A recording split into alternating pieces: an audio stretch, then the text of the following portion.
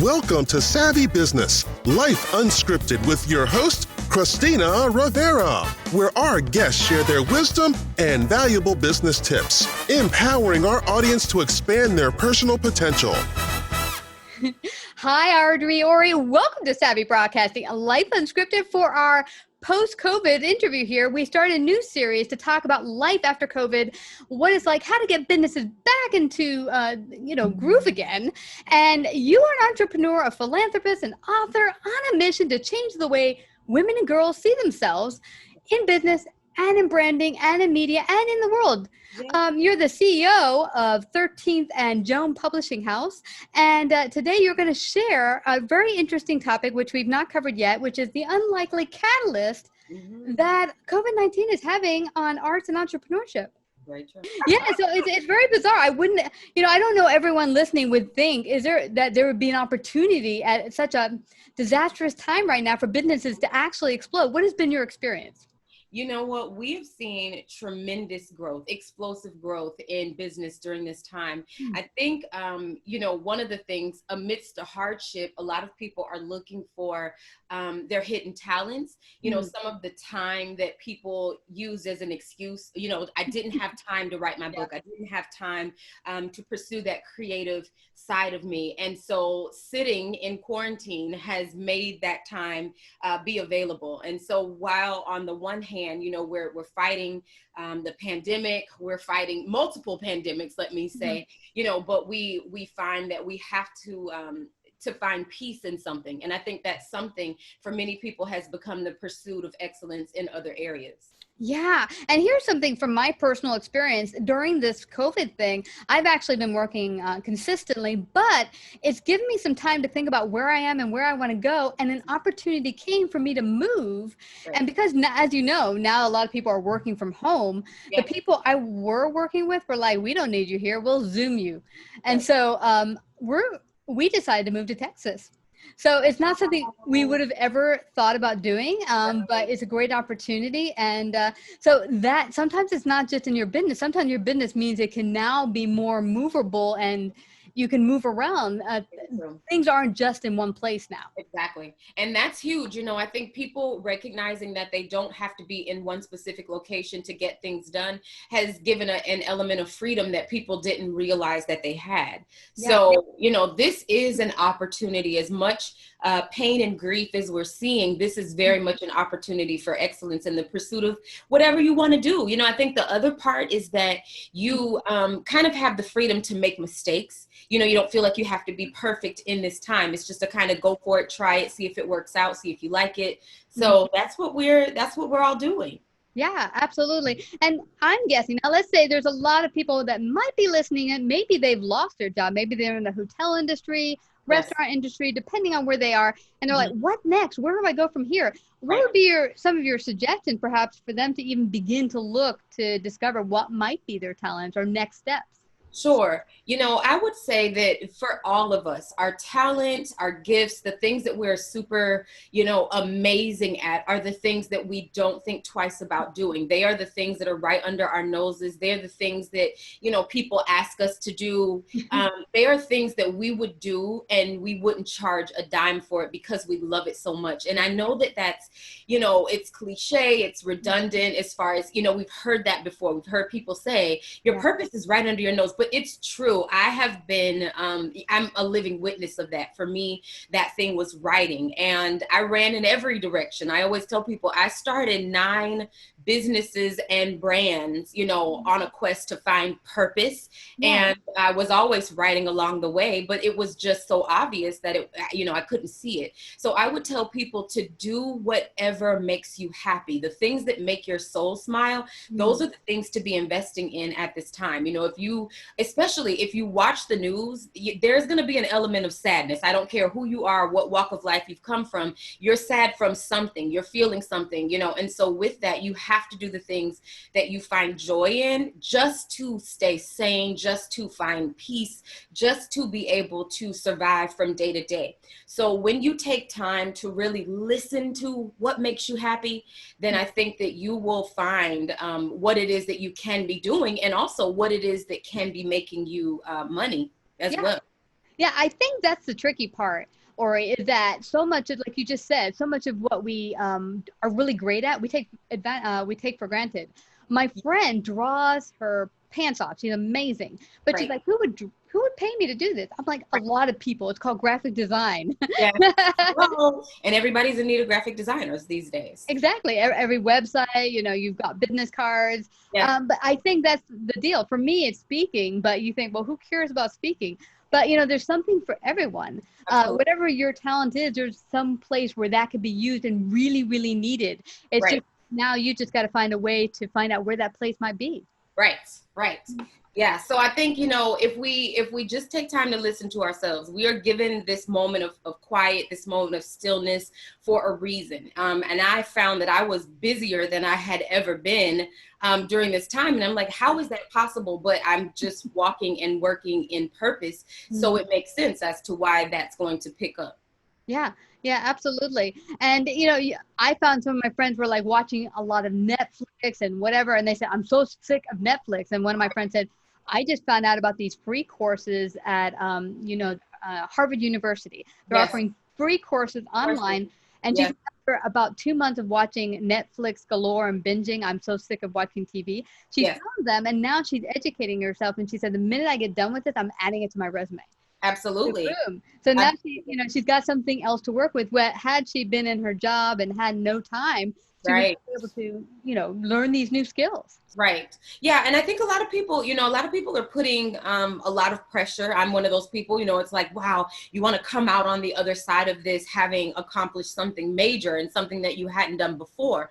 But on the other side of that, it's really being gentle with ourselves and caring for ourselves and, taking time to, get some new information is great. So I think that we have to also just kind of celebrate the small wins and just making it from day to day. This has been a tumultuous 2020. I know that today earmarks, a new quarter, a new month. And I'm like, the same as all of the memes that are out there. Like, July, come in here like you have good sense. We need you to please be good to us in July, this next quarter. But, we have to be good to ourselves. And I think that learning and acquiring new information is just growth. And so you can never go wrong with that. Yeah. And you make a really good point, Orly, is that sometimes we're pushing ourselves that we have to do. Yes. And sometimes it's just about being, just be right now. Yes. And I found years ago when I was trying to make this shift in what's next in my life. And my coach told me, just journal. I'm like, but what? Just journal, just write. Don't think, just write. And I'm not a writer, but she said, just write. And I just started writing. And what came about for me is eventually what turned into this podcast. It's been going now for 7 years. Oh my gosh. Yeah. But had I not just taken that time to journal and realize this is what's next, sometimes you just need that space. And for me, that was that space. Absolutely. Absolutely. We have to give ourselves safe spaces. And I feel writing is a safe space. I will never not say that. I will always condone and advocate for people to write and that be a safe space to kind of chronicle your feelings and put things down that you might not feel comfortable saying out loud. Yeah. But a safe space is necessary. We must have one, everybody. Yeah, absolutely. And here's the thing. I've always said, hey, I'm not the best writer, but when you journal, it's not about being the best writer. It's just about getting your feelings on paper for you. Exactly. It's authenticity that counts. And, believe it or not, that's really what makes the best stories and the best books. I have, so many authors that I work with and they'll say, well, what should I say? And I say, whatever you feel like saying, whatever comes to mind, whatever hurts, tell that, whatever makes you excited, whatever wakes you up in the middle of the night, whether that be good or bad. Those are the things that make good stories because there are people who can relate to those things. There are people who just need to know that, they can get to the other side of whatever a triumph is, or that they can acquire a certain set of information. So the truth is really what makes great stories, even though there's so many. I'm like, different stories that I'm writing. Some days I'm like, is this real? Like, I can't even believe this, but the truth works. Yeah. And here's the thing. I find that I'd heard this saying, facts tell, stories sell. Because what it is, stories get to the soul, the heart. So when you're being authentic and you're just being real and telling that story that's authentically happened to you, or you can you can relate to, and you're just putting it out there, people, if in your way, without trying to be like someone else, right. Someone and people, you will find an audience that relates. Absolutely. And that is, to me, you know, people think that like, why is she talking about that? But I always encourage authors, you have to build a brand, but that brand has to be your voice. You can try to emulate someone else. You can try to take someone else's juice, as we say, but it will never work in the end. You have to be who you are. And that's, to me, is the most beautiful thing, because there is a group of people there somewhere, you know, who want to hear what you have to say, who want to learn from you, who want to say amen to whatever it is that you're talking about. So originality, you know, it's key. We must be authentically ourselves. Yeah, and don't be scared to be original. You see this funky hair I have here? It was 4 years ago, girl, that I said I want to do funky hair. I wanted to do it 20 years ago. And my friend said, you got to be a pop star. Yes. Or something else. And I wasn't. But one day I just said, you know, I'm going to do pink. And so now I've done every color in the rainbow, I think. Oh, wow. I love it. Oh my God. I just love doing it. It's like, and I don't care what people think. So that's one way to express yourself, whatever it is for you. But, you know, you mentioned something else. There's a catalyst, not just for entrepreneurs, but the art world. How do you see that coming about? Oh my gosh. You know, I just made a video recently that talked about expression, and it spoke to the fact that artists, storytellers, whether that's through song, through music, through art, through photography, individuals who create right now are of so much value, because truthfully, the creatives have a responsibility to help the rest of the world to make sense of it all. And so a lot of times, you know, things are too painful to address head on every single day. But when you can see the manifestation of feelings through art, you know, it makes you feel something inside. When you can read a quote where someone has expressed the exact frustration that you felt, and, you know, it lets you know that you're not alone in your thinking, that's really powerful. So I believe that those people who are creatives like myself, it is our job right now to be helping to calm the world, you know, through creating something that helps us to see it in a different way, that helps us to appreciate even the beauty that happens amidst the pain. It is important. And I also feel like, especially for me as a storyteller, that it's my responsibility to chronicle these eras, you know, of our time. If we don't document this information, then we run the risk of someone who didn't actually live through it documenting it. And that's okay, but we want to have what is real, what really happened. What did it feel like when, you know, the day when we were told we needed to quarantine and stop hugging and shaking hands? What did that feel like? That, you know, the world as we know it will not be the same. And so what was that like? You know, so I just think that we have a responsibility to create in this time from all of the emotions that we're all feeling. Yeah, that is such a awesome and correct point, because I think it's easily forgotten. Remember that telephone game we used to play as a kid? You tell a story and then you pass it, you know, by the end of the thing, you know, by the end of the group, you didn't even have the same story, not even close. Right. So now it's so important for everyone to share their perspectives, whatever it might be, because even a year from now, someone trying to write what happened, it's just not going to come out real. It's going to be different. And I also think that the people who it's happening to have to express what is happening. You know, you can have someone who didn't experience something to write it, but no one can tell your story better than you. So whoever is experiencing a thing, that is the very person who needs to be responsible for sharing that story. Yeah. Yeah. Where do you see yourself and your company going now post-COVID?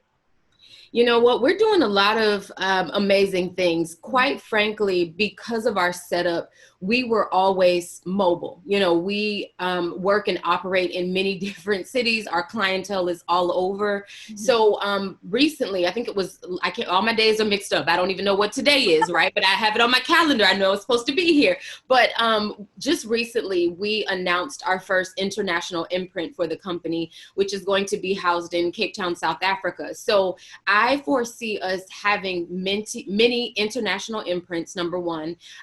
We are also working on different sectors of the company, which I haven't actually said to people, but we're working on a sector of stories that represents professional athletes in the world of sports. Those are stories that need to be told. We're working on another sector of the company that focuses on the world of entertainment, and we have a lot of clients to that end. So I just see us continuing to expand, continuing to tell stories, and to really be a home, a safe haven of stories, you know, that represent our audience and the stories that we desire to tell. well. And then for me, this is something I haven't shared with many either. I see, you know, an evolution. I have some other things that are creative, but they're not in the storytelling realm that I'm working on, more so, you know, in the fashion realm and the design. Ooh, I know that's going to be awesome. It's all story. Are you a photographer, by the way? You know what? I take the worst photos ever. I am the person who, you know, the people on the street, you'll see someone and you're like, oh, can you take our picture? And then when I take it and I give the phone back and they look at it, they say to the next person, can you take our picture? No. I've done a terrible job. That is one thing I cannot do. Well, you have tremendous, like I told you before the interview, you have a tremendous amount of photos that are just amazing. The art and also the artistic framing of your photos and everything, just amazing. I was like, you are totally an artist. I could tell that right off the bat. Thank you. Yes, but no, not behind the camera in terms of taking them. You don't want me there. Yeah. Well, this has been fabulous. For everyone out there, say they are maybe wanting to be a storyteller someday, how would they work with you? What does that look like? How can they get in touch with you? All that good stuff. Absolutely. We are welcoming storytellers. Come one, come all. We are ready to assist you. You can find us at 13thandjoan.com. That is our website. You can sign up for a consultation there. You can find us on all social media at 13th and Joan. And we're just excited about the next era. You know, we recognize that there is pain, but we do believe in turning pain into amazing stories. So we're ready. Absolutely. Well, I know you will. And there's amazing things, even more amazing things on the frontier, I'm sure, because you're doing amazing work right now. Thank you so much, Orie. Ardre. Oh my God, Ardre. Yes. Thank you. That's a whole day's of work out there. Thank you so much, Ardre, for coming to Savvy Broadcasting and sharing your gifts today. Thank you for having me. Take care. If you like this episode, please share. To hear more Savvy episodes and Savvy Biz tips, go to lifeunscriptedradio.com. To become a guest or participate in paid sponsorship, email us at Christina@lifeunscriptedradio.com.